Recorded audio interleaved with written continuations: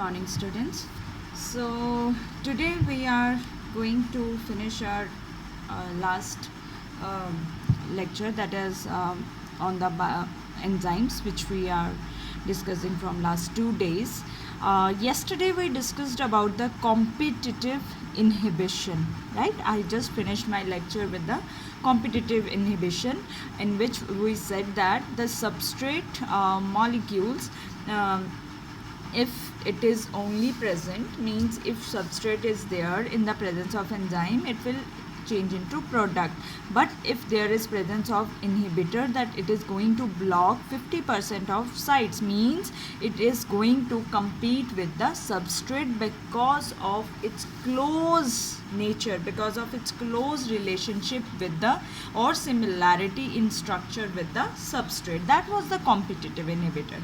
Next type of inhibition is non-competitive inhibition. As you can see in with the orange color, I have made here enzyme. What has these two pockets? These are the active sites, and what we have, what we need for a reaction, substrate. And if we are talking about the non-competitive inhibition, so there must be some inhibitor. But here, how does it different from competitive inhibition? That here inhibitor does not compete with substrate.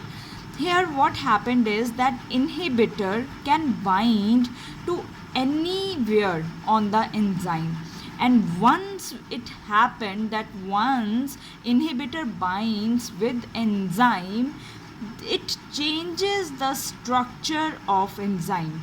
It changes the structure even to that extent that few changes in the active sites also observed. Now you can say that this substrate was meant for this type of pocket. Once there is change in this kind of structure, now substrate cannot bind on this active sites, and once substrate it cannot bind on active sites, now there will be no product formation. So inhibitor is not competing with the substrate, but it is resulting in the change in the structure of enzyme, due to which substrate cannot bind here and no product formation occurs. So when inhibitor binds, it binds anywhere on the enzyme, and it leads to change in the conformation or structure of the enzyme, due to which sometimes there is change in the active sites also observed. So not even one substrate molecule it can bind with enzyme. So when no substrate bind with enzyme, so no product formation takes place. So this is called non-competitive inhibition, right?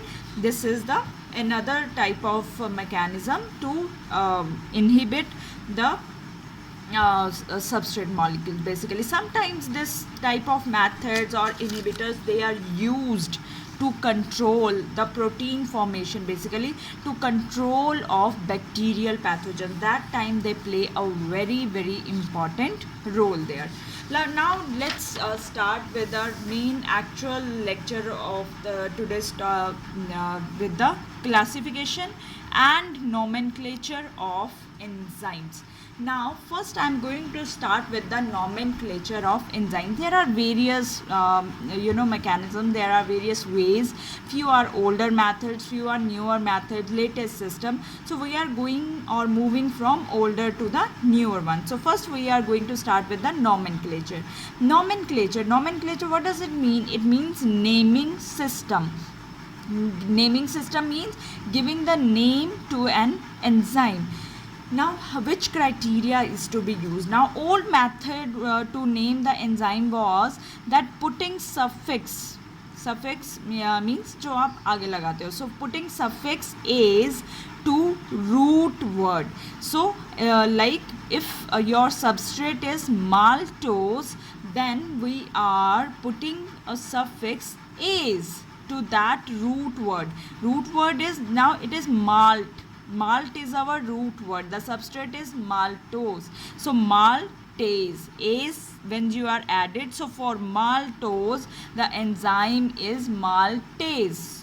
Sucrose, it will be sucrase. That is one of the method or that was initially used. Sometimes enzymes are named, even these days also we use for few peptidases, right? We use it for naming the enzymes, but now the things are also given, the new latest techniques are also there. So next is the on the basis of source. Sources means from which it has been obtained, like enzyme, like if it is extracted from papaya, then it is known as the papain, right? From papaya, then enzyme will be known as the papain. That name is given on the basis from where it is extracted. Then slightly little bit advanced from these two methods, the enzymes are also given name, two words name.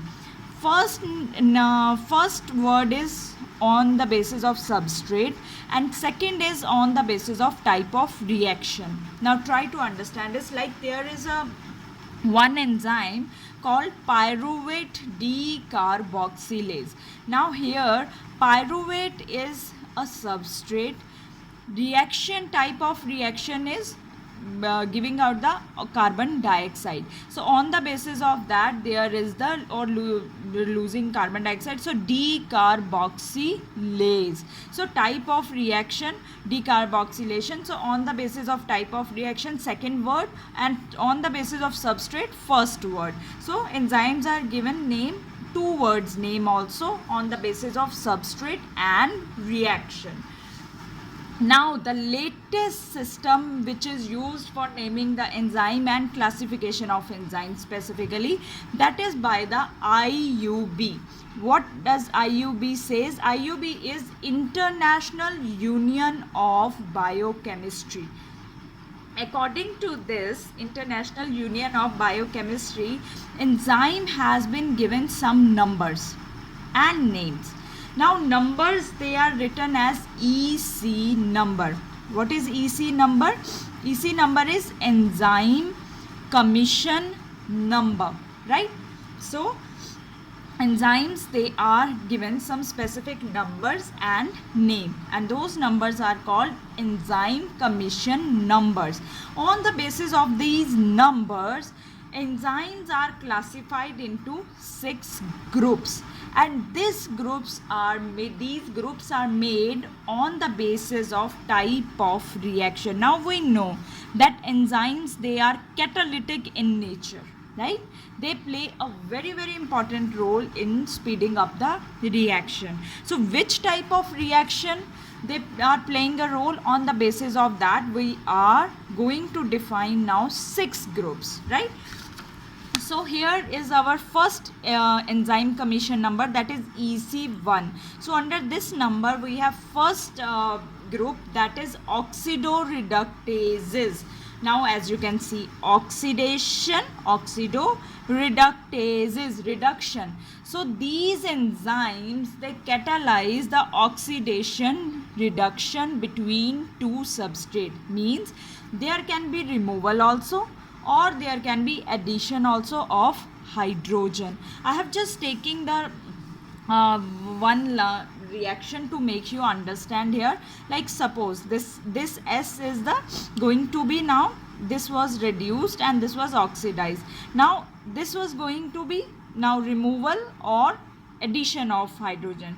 So on the basis of that, this will be oxidized, once will be given H positive and one will be take H positive.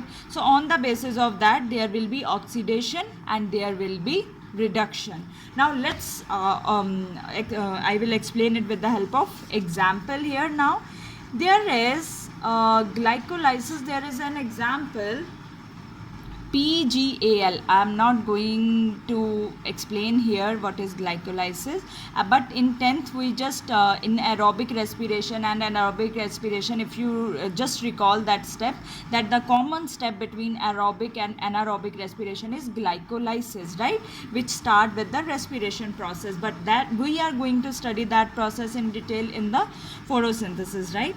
So here we just try to understand first the oxidation reduction. Now here as you can see that PGAL is basically phosphoglyceraldehyde. Now in the presence of with the NAD positive. Now these are the reducing powers, right? So now here what happened is that with the help of enzyme phosphoglyceraldehyde dehydrogenase. Now dehydrogenase is basically they can add hydrogen also, they can remove hydrogen also, depending on the reactions requirement. So now 1,3-P there is, now it changes into 1,3-diphosphoglyceraldehyde, and once it will change, this PgAl change into 1,3-diphosphoglyceraldehyde, hydrogen will be given to this NAD positive, and what will be formed? NADH2, right? So here hydrogen will move here. So which enzyme is responsible here? Dehydrogenase. So oxidoreductases or dehydrogenases, what is their main function? If we have to summarize, they help in removal or addition of hydrogen, means they help in oxidation and reduction reactions. Clear? That was our first group. Next is the transferases. Second number is EC2. EC2 enzyme commission number 2, transferases. Now as you can see, transfer, something is going to transfer of specific groups.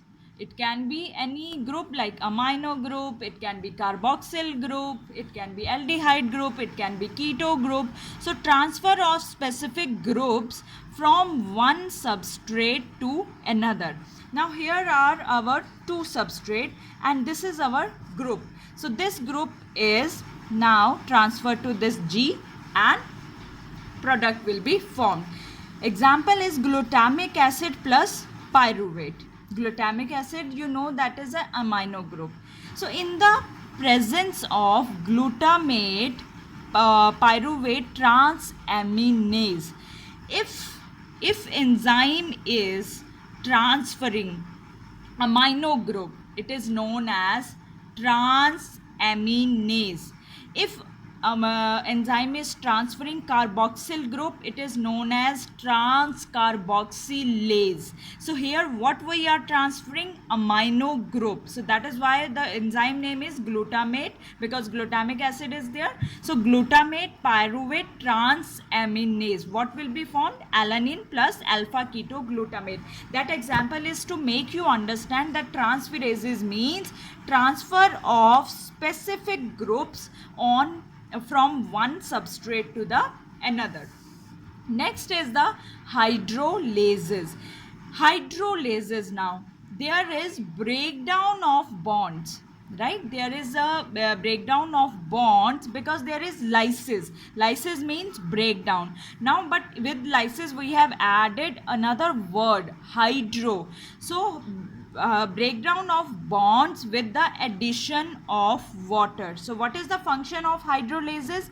They help in those reaction of hydrolases, or they help in breakdown of bonds but with addition of water. Mostly our digestive enzymes, they are breakdown with the hydrolases, like starch. Starch, like amylase, for starch reduction, or I will say for starch breakdown, we use enzyme amylase. It break down into maltose, isomaltose plus limit dextrins. So our enzyme, digestive enzyme, they all are hydrolases. Next, few more interesting things about enzymes I am going to discuss in the next video.